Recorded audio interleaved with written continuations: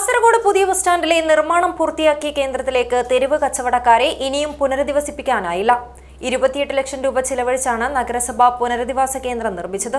ഈ കെട്ടിട സമുച്ചയം സാമൂഹ്യ വിരുദ്ധരുടെ താവളമായി മാറിയതോടെ നഗരത്തിലെത്തുന്നവർക്ക് വലിയ ഭീഷണിയായി മാറുകയാണ്. വന്ധ്യതാ ചികിത്സാ രംഗത്ത് വിദഗ്ധവും നൈപുണ്യവുമായ പ്രവർത്തനം കാഴ്ചവെച്ചുകൊണ്ട് ഡോക്ടർ ജയലക്ഷ്മി സൂരജിന്റെ നേതൃത്വത്തിലുള്ള ഡ്രീം ഫ്ലവർ IVF സെന്ററിന് കേരളത്തിൽ സ്വീകാര്യത ഏറിവരികയാണ്. Dream flower IVF centre, bank road, Kasaragod. കച്ചവടക്കാർക്കുള്ള എല്ലാ സൗകര്യങ്ങളോടും കൂടിയ കെട്ടിട സമുച്ചയമാണ് 28 ലക്ഷം രൂപ ചിലവഴിച്ച് കാസർഗോഡ് പുതിയ ബസ് സ്റ്റാൻഡിൽ നഗരസഭ നിർമ്മിച്ചത്. 2022 ഇതിന്റെ പണി തുടങ്ങിയത്. തുടക്കത്തിൽ ഇതിനെതിരെ ബസ് ഉടമകളുടെയും തൊഴിലാളികളുടെയും പ്രതിഷേധമുയർന്നിരുന്നു. കെട്ടിടം സ്റ്റാൻഡിലെ സൗകര്യം കുറയ്ക്കുമെന്ന പരാതിയായിരുന്നു ഇവർ ഉന്നയിച്ചത്. ഇതോടെ 60 പേർക്കുള്ള സ്റ്റാളുകൾ നിർമ്മിക്കുവാനുള്ള പദ്ധതി നഗരസഭ ഉപേക്ഷിച്ചു. പിന്നീട് പല കാരണങ്ങളാൽ പണി നീണ്ടുപോവുകയും അവസാനം 33 കടമുറികളുള്ള കെട്ടിട സമുച്ചയം നിർമ്മിക്കുകയുമായിരുന്നു. പഴയ ബസ് സ്റ്റാൻഡിലും ജനറൽ ആശുപത്രിക്ക് മുൻപിലുമായി റോഡരികിൽ കച്ചവടം ചെയ്യുന്നവരെയാണ് ഈ കെട്ടിടത്തിലേക്ക് പുനരധിവസിപ്പിക്കുവാൻ തീരുമാനിച്ചിട്ടുള്ളത്. എന്നാൽ നിർമ്മാണ പ്രവൃത്തികളെല്ലാം പൂർത്തിയാക്കി 2 വർഷത്തിലേറെയായെങ്കിലും ഇതെങ്ങും എത്തിയില്ല. കച്ചവടക്കാരുടെ എതിർപ്പായിരുന്നു കാരണം.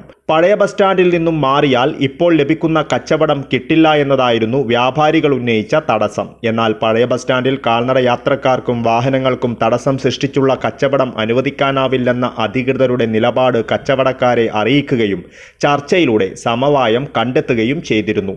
വികസനമെന്ന ലക്ഷ്യം മുൻനിർത്തിയാണ് കെട്ടിട സമുച്ചയം നിർമ്മിച്ചതെങ്കിലും ഇങ്ങോട്ടേക്ക് മാറിയാൽ കച്ചവടക്കാർക്ക് മെച്ചമുണ്ടാകില്ലെന്നും ഇക്കാര്യം തങ്ങൾ അധികൃതരുടെ ശ്രദ്ധയിൽപ്പെടുത്തിയിരുന്നതായും വഴിയോര വ്യാപാരി union CITU Kasaragod area secretary A. Narayanan പറഞ്ഞു.